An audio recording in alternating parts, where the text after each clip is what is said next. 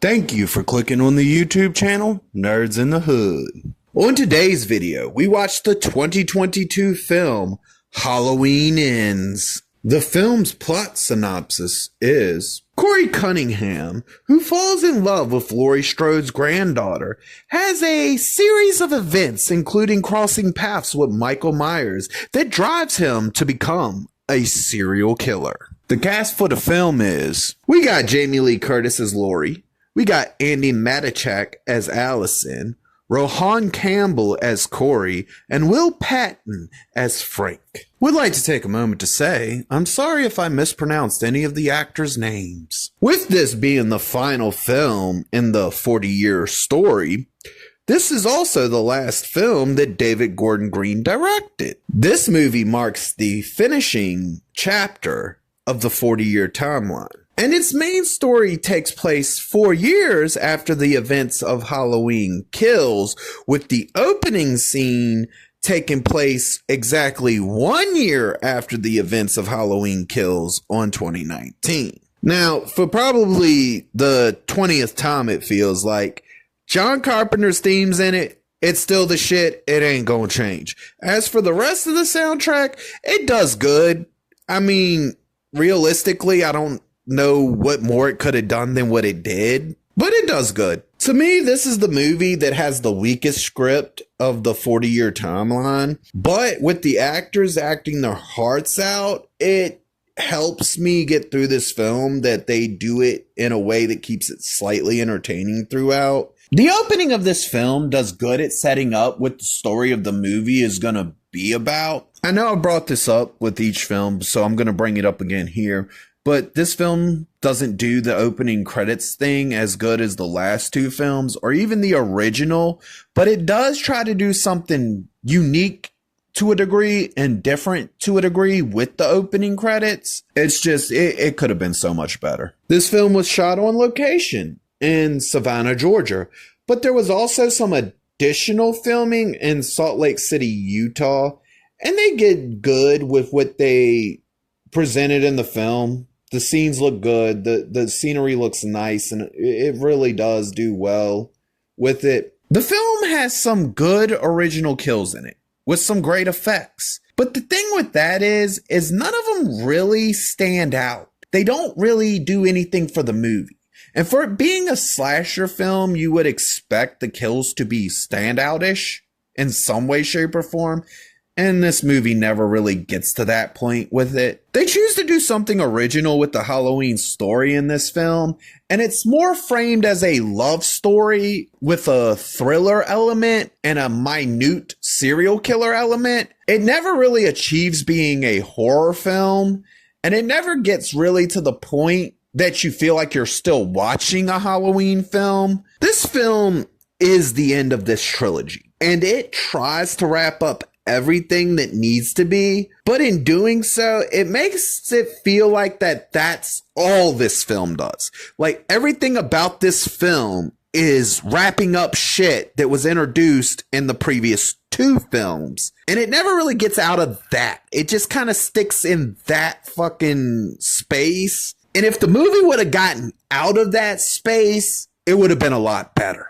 If it would have just done its thing and not got itself stuck as having to tie up everything, it probably would have been a much, much more entertaining and higher rated film. This movie feels like it drags in places, but it's not because it doesn't have anything going on. It's because the film's not anything more than just good. That's all it is. It's good. It could have been so much more. It could have been so much better, but it never really gets to that. This is the one thing that I don't think a lot of people take into consideration by the time they get to this film. And it's one of the reasons that I'm actually able to enjoy this film as much as I am with it just being a basic good film.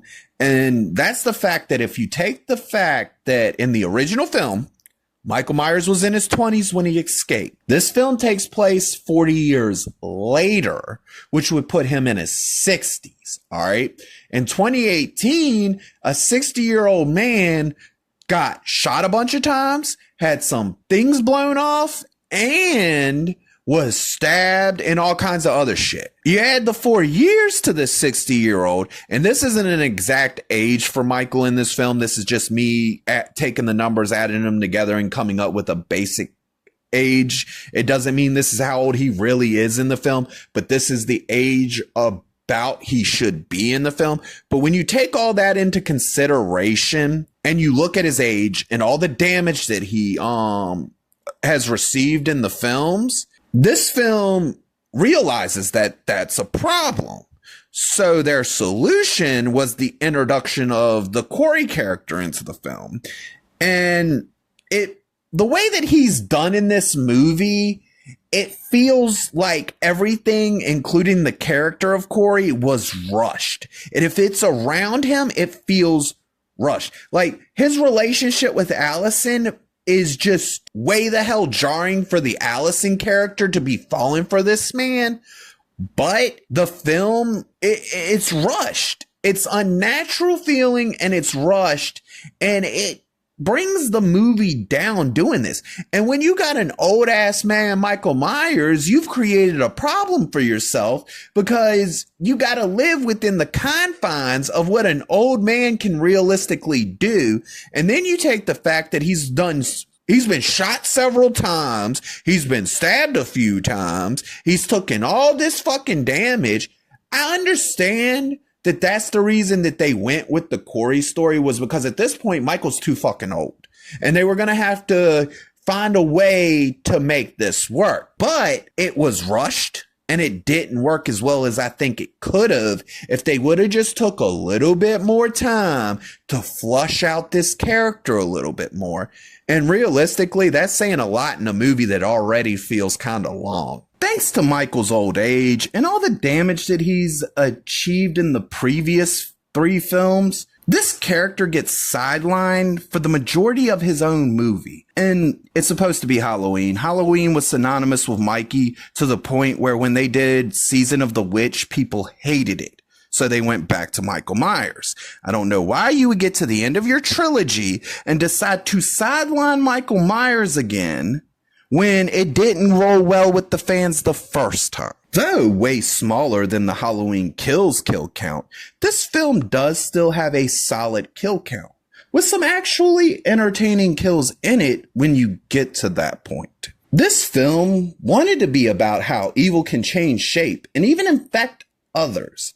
But the way it executes this is so poor that you never really get that concept from what the movie presents to you. This movie tried to pull the Halloween 2018 move by putting the story front and center. But unlike 2018, this movie seems to forget that it's supposed to be a slasher horror film and kind of starts to convert to a almost Hallmark Channel love story. Once this film actually makes it to its third act, the third act is actually really good and really well executed, and tries to tie up not only the storyline of this film, but any of the beads that were left open in the previous film.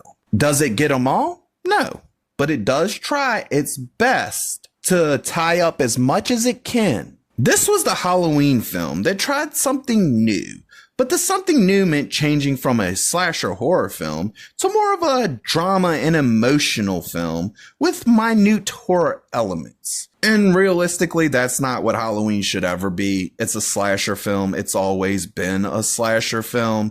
You can do good stories within the slasher element and not have to repeat things that we've seen before. But this film never really gets to that point. I do like the movie, but I always find myself wondering how much better could it have been if they had actually taken the time and put just a little bit more effort into the film. This film receives the rating of, at least I'm not bored. If you liked the video, please click the thumbs up.